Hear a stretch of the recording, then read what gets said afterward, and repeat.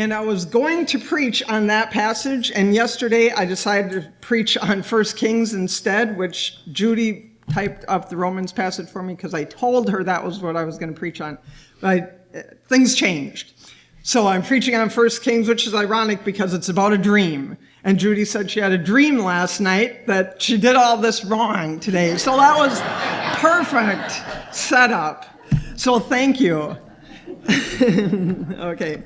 And if you recall what Rachel read from 1 Kings, it was about the Lord appearing to Solomon in a dream. And so the Lord appeared to Solomon in a dream and asked Solomon what he would like to receive from the Lord. So my question for you this morning is, what if the Lord appeared to you in a dream by night and asked what he should give you? For what would you ask? Now, it can be easy to quickly respond with a list of material things like, well, maybe a new car, or larger home, or more money. I once heard a financial planner whose name is Larry Burkett speak, and he said that when he would talk to people who live on an annual income of $25,000, they would say that they'd be happy once they made $30,000 a year. And then when he would talk to couples who made $30,000 a year, they said that they would be happy when they made $40,000 a year. And those who made $40,000 a year said they'd be happy when they made $50,000 a year. And the pattern just continued. And another speaker I heard had a similar message who said of money, we always just want a little more than what we currently have, which means we'll never be satisfied. Therefore, if the Lord ever comes to you in a dream and asks what you want, I'd recommend asking for material wealth, because it's not going to ever satisfy us. It's not going to ever seem like enough. So if the Lord came to you in a dream and asked what he should give to you, you might think of asking for a long life. That seems to be a passionate quest for many people, living as long as possible. People spend millions of dollars trying to find a way to squeeze a few more years out of life. And there's nothing wrong with enjoying life. After all, God did create this world and blessed it and gave us people to love and to care for. But he also gave us heaven. That place will allow us to experience all the positives and none of the negatives of life. And the Apostle Paul even said, if for this life only we have hoped in Christ, we are of all people most to be pitied. Several years ago, now you might recall the famous baseball player Ted Williams died. You remember when he died? And if you recall, there was huge controversy surrounding his death. Remember maybe that a letter surfaced shortly after he died that was supposedly written by Ted Williams himself. And in the letter, he stated that he wished to be cryogenically preserved. In other words, frozen. And then he wanted his children to be frozen when they died. And his reasoning was so that they could all be together in the future. But we know what Ted Williams obviously didn't, and that is that we don't need to be frozen to have the promise of a new day.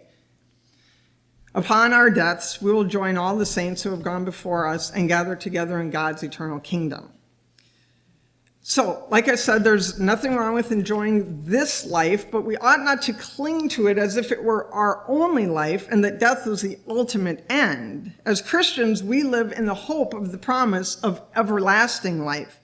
And so if the Lord comes to you in a dream and asks what you want of him, I'd also recommend against asking for a long life, because we trust that however long this one is, the next one is going to be better.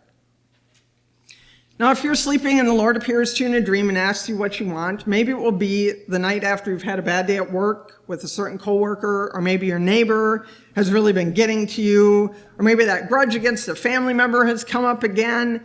And so with that on your mind as you're laying there in bed, maybe you ask the Lord to deal with that person for you.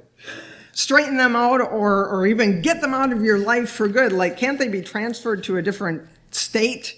That might sound like it will solve your problems for the time being, but I'll guarantee you that someone else will come along in that person's place and become a new thorn in your side. So if the Lord asks what you would want, I'd recommend against asking him to spare you from the pain of so-and-so's presence, because someone will undoubtedly come along to fill that void. So the Lord appeared to Solomon in a dream by night. And God said to Solomon, "Ask what I should give you." And Solomon said, "Give your servant an understanding mind to govern your people, able to discern between good and evil." And the Lord was pleased that this was Solomon's request.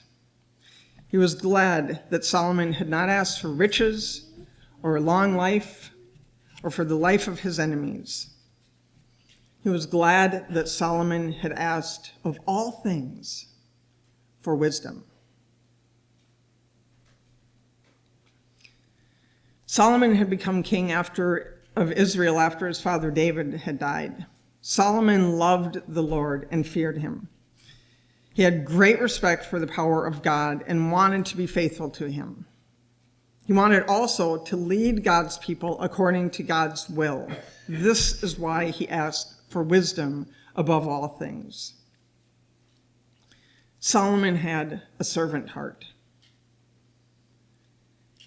Generally speaking, wise people are also people who are interested in serving others. After Solomon died, his son Rehoboam became king. Rehoboam did not have a servant heart, and that's when things kind of start falling apart in the kingdom of Israel. At the beginning of his reign of Rehoboam, the people came to him and said, "Your father made our yoke heavy. Now, therefore, lighten the hard service, and we will serve you." But Rehoboam had not asked for wisdom from the Lord, and he did not have the wisdom of his father. So he told the people to give him 3 days to think about their request. Then he called together 2 different groups of men to ask them for advice. First, he asked the older men who had attended his father Solomon. This is what the older men advised Rehoboam do. They said to him, "If you will be a servant to this people today and serve them and speak good words to them, when you answer them, then they will be your servants forever." But Rehoboam was not wise, so he disregarded their advice. And instead he consulted with the young men that he had grown up with. And this is what they told him to say. They said, "You go to those people and say, 'My little finger is thicker than my father's loins. Now, whereas my father laid on you a heavy yoke, I will add to your yoke. My father disciplined you with whips, but I will discipline you with scorpions.'" And as a result of his harsh manner with the people, Rehoboam's reign was fraught with turmoil. Proverbs chapter 1, verse 7 says, "The fear of the Lord is the beginning of wisdom. Fools despise wisdom and instruction." Rehoboam was a fool because he did not care about the wisdom of his elders. Generally speaking, also, wise people have a humble heart. They're interested in learning from others and in learning from God. They're interested in serving others according to God's will. There's an example of this right away in Solomon's reign. Immediately after the Lord granted Solomon wisdom, we have this story about 2 prostitutes who come to him to settle a dispute. It's where they have this baby and they want to split it in half. One wants to split it in half, and then that's how they determine whose baby this is. Anyway, Solomon hears their case, and he executes justice among the 2 women. And we can learn from this that Solomon has a humble heart, because not only are they women who have come to him to have him settle this dispute, but they're prostitutes. His humble heart enables him to have compassion even on them. He doesn't disregard them simply because they're women or simply because they're prostitutes. He has compassion on the lowest of those in society, those seen as the lowest, because he has a compassionate, humble servant heart. So we can learn from Solomon that if the Lord came to us during the night in a dream, if the Lord came to you in the night in a dream and asked what you wanted from him, probably the best answer would be wisdom in order to help others. This, after all, is how we fulfill what God has in store for our lives. God longs for us to be Christ-like, to act the way Christ acted in relation to others, to speak in love and mercy, to never compromise on the truth, and to do it all out of compassion. Think of how differently life would look if all of us lived wondering how we could best serve our neighbors, our friends, our family. Think of what it would be like if we thought of the other first before ourselves. That would be a different world. Think of how different the world would be if upon encountering others, our first question that we asked ourselves in our minds was, what do I have to offer this person? What needs can I perceive they have that I can somehow fill? That is living life with the wisdom of a servant heart. Because we will be happiest, most content in life when we are like Christ, helping to serve others for the glory of God. The Lord needs wise servants. We are his hands and feet on earth. And not only that, but the world needs wise servants. We all need people to listen to who can help us to know how to have a fulfilling life. Try to think of someone that you know who is wise, who can give you counsel about life. I hope that you know someone like that who's wise. I can guarantee if you're sitting here right now, you know someone who's wise, because I can look out and see a lot of wise people sitting here. And we have access to each other here. And so whenever you're with that person, whoever you think of, listen closely to what they have to say.